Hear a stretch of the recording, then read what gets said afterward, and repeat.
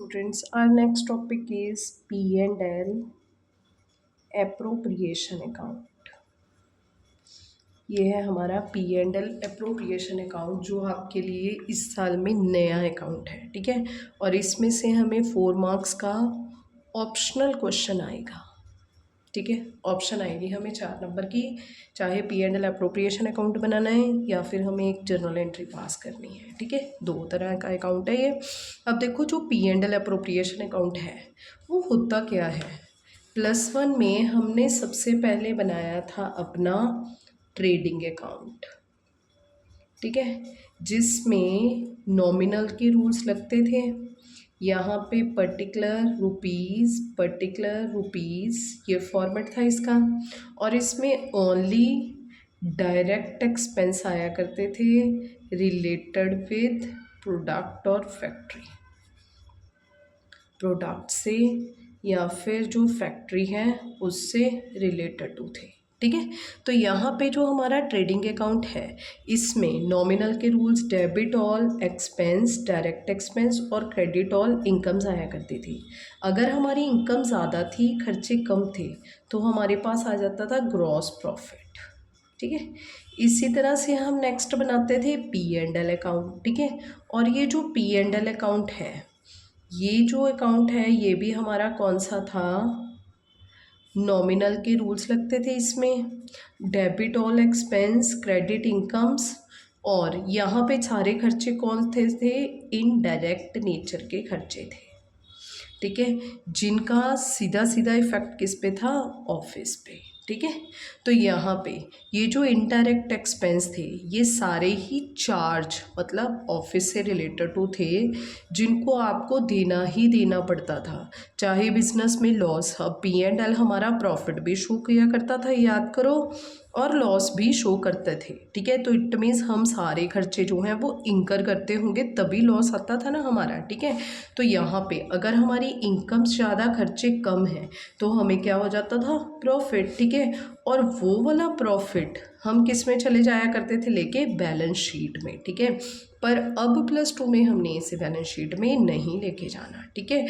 अब +2 में हमने 2 नए अकाउंट सीखने हैं और वही 2 नए अकाउंट हमारे सिलेबस में हैं। ना तो हमारे सिलेबस में ट्रेडिंग, ना P&L, ठीक है ना, ये हमारे सिलेबस में नहीं है। पिछले 2 सालों से बैलेंस शीट भी हमारे सिलेबस में से डिलीटेड है, ठीक है ना। ना हमारे सिलेबस में बैलेंस शीट आती है, ना ट्रेडिंग आता है, ना P&L आता है, ठीक है। और इस पूरी बुक में से अगर कुछ आ रहा है तो वो आता है P&L एप्रोप्रिएशन अकाउंट, और इसके बाद बनता है हमारे पार्टनर्स का कैपिटल अकाउंट, ठीक है। ये 2 बनते हैं, P&L अप्रोप्रिएशन अकाउंट बनता है और पार्टनर्स का कैपिटल अकाउंट, और यही 2 हमारे सिलेबस में है, ये कुछ भी हमारे सिलेबस में नहीं है, ठीक है। अब आप ध्यान से सुनोगे कि P&L अप्रोप्रिएशन होता क्या है। जो भी हमारे प्रॉफिट एंड लॉस का प्रॉफिट है, ठीक है, जो भी आपने अपनी फर्म से पैसा कमाया है वो पैसे को आपने किस में बांटना है, अपने पार्टनर्स में। एप्रोप्रिएशंस का मतलब होता है बांटना, ठीक है, अप्रोप्रिएट कर देना, बांट देना। तो ये जो प्रॉफिट या लॉस है ये हम किसको बांटते हैं, अपने पार्टनर्स को। तो ये किसका अकाउंट है, ये पार्टनर्स का अकाउंट है। जैसे मैंने +1 में बताया था कि ये हमारी फैक्ट्री का अकाउंट है, ये हमारे ऑफिस का अकाउंट है, और ये हमारे किसका है, पार्टनर्स का अकाउंट है। यहाँ पे पर्टिकुलर रुपीज़, पर्टिकुलर और रुपीज़, ठीक है। और जो P&L अप्रोप्रिएशन है उसमें गिन के सिर्फ 3 खर्चे और 1 इनकम आएगी, सिर्फ गिन के 3 खर्चे और 1 इनकम आएगी। खर्चे कौन कौन से हैं, जो भी मालिक ने बिजनेस को कैपिटल दिया उसके ऊपर आपने मालिक को कैपिटल के ऊपर इंटरेस्ट देना है, इंटरेस्ट ब्याज देना है, ठीक है। और आपने मालिक को सैलरी देनी है, कमीशन देनी है, ठीक है। तो गिन के ये 3 एक्सपेंस और इंटरेस्ट ऑन ड्राइंग्स, अगर वो, देखो बच्चे, मालिक के पास, पार्टनर्स के पास और कोई सोर्स नहीं है इनकम का, तो उसने जब भी पैसे की ज़रूरत पड़ेगी तो वो कहाँ से निकाल के लेके जाएगा, अपनी फर्म से। तो फर्म से अगर वो पर्सनल यूज़ के लिए पैसा निकलवा के लेके जा रहा है, ठीक है, तो फर्म उससे क्या करेगी, इंटरेस्ट चार्ज करेगी। ठीक है, फर्म कहेगी कि मुझे कोई प्रॉब्लम नहीं है, जितना मर्जी पैसा लेके जाते रहो, तुम्हारा ही तो पैसा है। ठीक है, पर अब अगर आप अपनी मनमानियों पे उतर आए, ठीक है ना, 10 लाख रुपया लगाया, 10 के 10 ही लेके चले गए, तो फर्म क्या करेगी। ठीक है ना, तो यहाँ पे फर्म कहती है कि आप जितना भी पैसा लेके जाओगे उसके बदले में आपको क्या देना पड़ेगा, इंटरेस्ट देना पड़ेगा हमें। ठीक है, ब्याज देना पड़ेगा। और जो P&L एप्रोप्रिएशन है वो कैसे बनता है, एज पर द डीड। ठीक है, जो आपकी पार्टनरशिप डीड है ना, उसके अकॉर्डिंग टू बनता है। अगर डीड में लिखा है 10% ले दे दो, 12% दे दो, 15% दे दो, दे देना है। डीड में नहीं लिखा, कुछ भी नहीं देना। सैलरी लिखी है 5,000 दे दो, 10,000 दे दो, 15 दे दो, दे देनी है। नहीं लिखी, कुछ भी नहीं देनी। कमीशन लिखा है नेट प्रॉफिट पे इतना दे दो, दे देना है। ठीक है, नहीं लिखा, कुछ भी नहीं देना, बस डीड को देखना है हमने।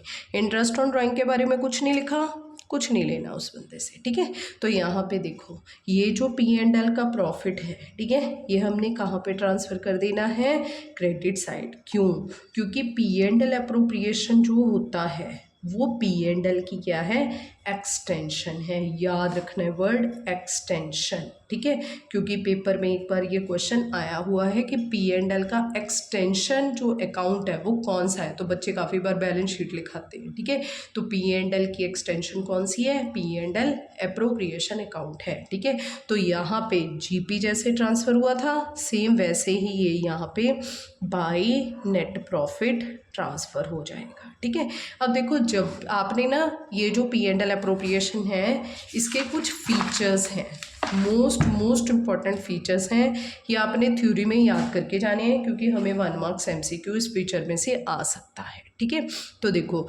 It is an extension of P&L account. First important question है, ये पेपर में आया भी हुआ है कि ये क्या है, एक्सटेंशन है P&L की, और it is prepared for the year. ठीक है, ये करंट ईयर के लिए बनता है, ये ईयरली बनता है, मतलब ये फाइनल अकाउंट होता है। जैसे GP वो जो है हमारा trading account, P&L account, balance sheet, वो हमारी साल के साल बनती है, इसी तरह से ये भी साल के साल बनता है।